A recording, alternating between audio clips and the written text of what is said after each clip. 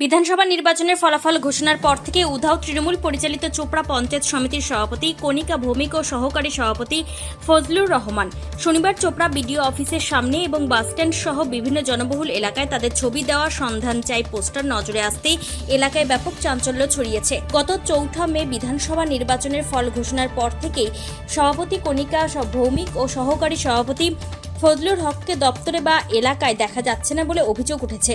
এলাকায় সাঁটানো পোস্টারে লেখা হয়েছে সন্ধান চাই, সাধারণ মানুষ সন্ধান চাইছে চোপড়া পঞ্চায়েত সমিতির সভাপতি কণিকা ভৌমিকের এবং সহকারী সভাপতির, খোঁজ পেলে জানাবেন।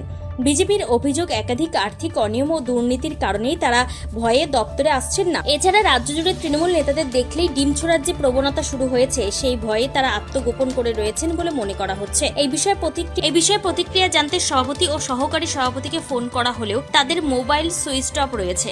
শিলিগুড়ি সাংগঠনিক জেলা বিজেপির সহ সভাপতি অসীম বর্মন জানিয়েছেন, পোস্টার কারা লাগিয়েছে তা স্পষ্ট নয়, তবে দীর্ঘ সময় ধরে দপ্তরে না আসা সাধারণ মানুষ পরিষেবা থেকে বঞ্চিত হচ্ছেন, যা বাস্তব ঘটনা। এই বিষয়ে শিলিগুড়ি সাংগঠনিক জেলা বিজেপির সহ সভাপতি অসীম বর্মন কি জানাচ্ছেন শুনব।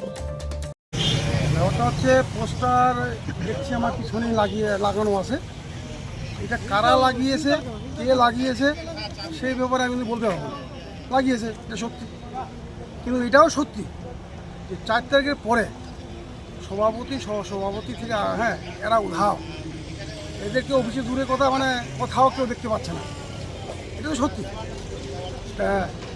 কেন আসতেছে না, কারণটা কি তারাই বলবে।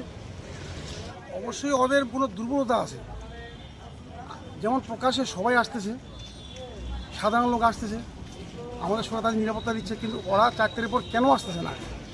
অবশ্যই ওদের মধ্যে দুর্বলতা আছে, তাই ওরা আসতেছে না। এখানে পঞ্চায়েত সমিতির সভাপতি তার স্ত্রী, কিন্তু কাজ চালাতো তার স্বামী। তার স্বামী যখন জেলে আছে, স্ত্রী আর কি করবে আসে? এটাও সত্যি কথা। কলমে চালাতো গোপাল ভূমিকে চালাতো পঞ্চায়েত সমিতির সভাপতির কাজ। এটা অস্বীকার করার কিছু না।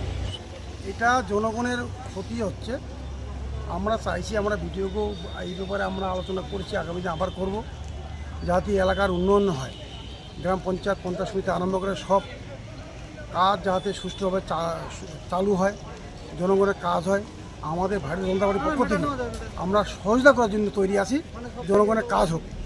কিন্তু এদের মনে দুর্বল আছে, এই দুর্বলতার জন্য ওরা হয়ে আসতেছে না। রাজ্যে পালাবদলের পর থেকেই আর দেখা যাচ্ছে না দপ্তরে। মূল কারণটা কি হতে পারে, কেন আসতেছে না? মূল কারণটা দুর্নীতি। আমার দুর্নীতির কারণেই ভয়ভীত হয়ে আসতেছে না, নাহলে তো কেউ তো বাধা দিচ্ছে না। আমার দলের পক্ষ থেকেও কিছু বলা হচ্ছে না। ওরা অফিসে আসবে, জনগণের উন্নয়ন করে কাজ করবে। আমরা তাদের উন্নয়নের স্বার্থে আমরা সহযোগ করতে রাজি আছি, কিন্তু দুর্নীতি যেগুলো করেছে সেগুলো আমরা অবশ্যই তাদের বিরুদ্ধে আমরা যা ব্যবস্থা নেওয়া প্রশাসনিক দিক দিয়ে আমরা দেখছি। চোপড়া থেকে নিজস্ব প্রতিনিধির রিপোর্ট, টাইমস 14 বাংলা।